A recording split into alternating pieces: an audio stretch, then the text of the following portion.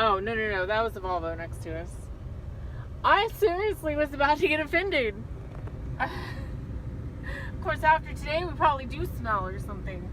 Today was a nightmare. So, as you guys probably saw from the post earlier, we had a little incident with police in a Porter entry, and it was a pain in the butt. What looked like it was going to be a very simple load, we would have never taken this load had we thought it was going to be this much trouble. So it began, and once again, I still think RTI is amazing. They've kept us moving, blah, blah, blah. When we accepted this load, it showed delivery in Jacksonville, Florida, and then 1 mile down the road, literally 1 mile down the road, it showed the next pickup. I don't know where they got this 1 mile. It turned into like 13 miles through traffic in the city. That should have been our first clue. And our second, it ended up at the port of Jacksonville, Jacksport, which has heavy security. And as we're pulling up, we waited in line like 40 minutes, maybe longer. Finally got up, started to pull in to go to they had a bunch of lanes like for trucks.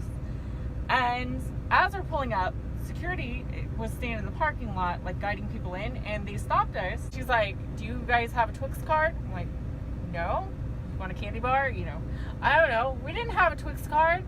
He didn't have a Twix card. Well, she said, "Okay, well, we can accept your CDL in replacement as a Twix card, but unless he's got a Twix card, he's gonna have to get out of the vehicle and stand over here, and so he cannot go in with you." So they booted him to the curb. Mind you, it is like extremely hot and humid. It is right off the Atlantic coast. So long story short, I get up to security. They want me to step out of the vehicle, make sure I don't have any weapons. They wanted to search the truck, which thank God they didn't see my little stun gun or my trucker's knife, because I would have gotten in big trouble for that, as picky as they were being. So they ended up passing me through. I guess I didn't look like too much of a threat. Get inside. They make me stand outside in the heat and wait in line at a building.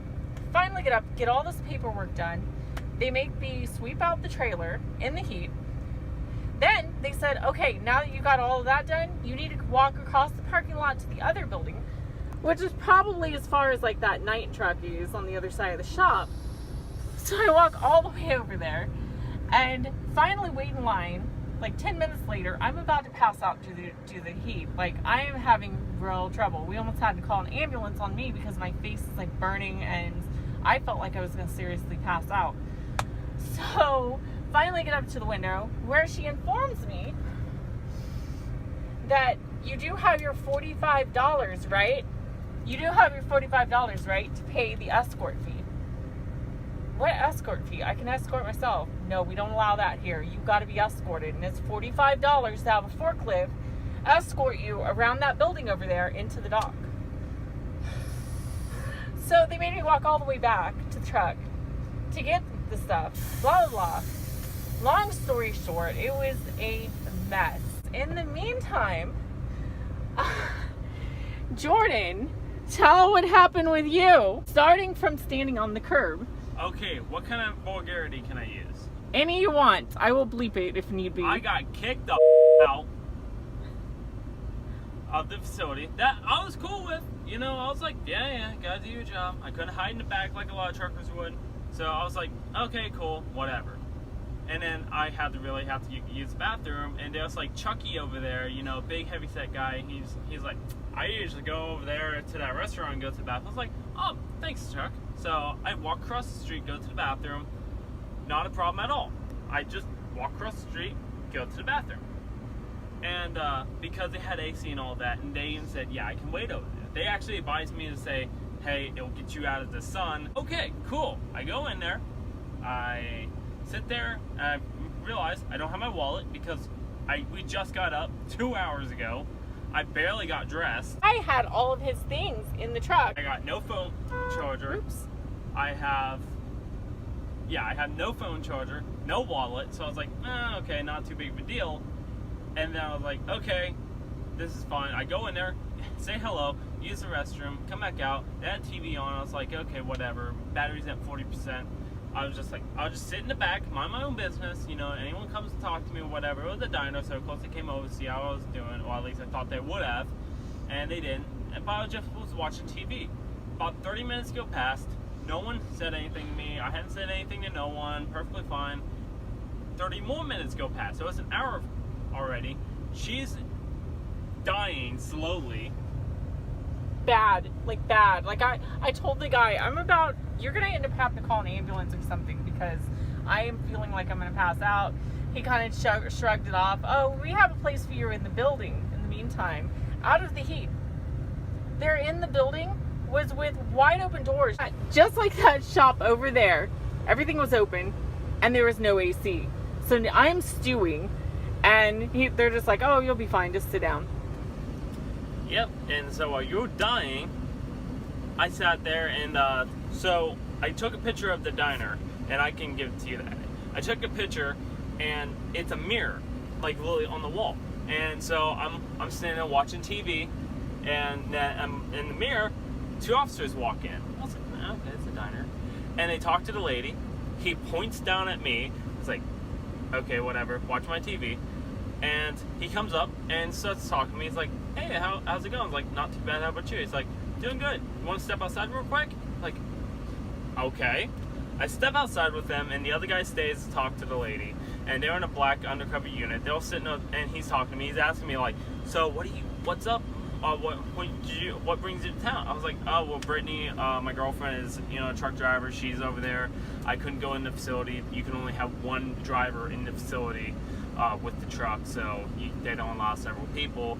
And he's like, okay, I get you. And then he's like, well, can I get your ID real quick?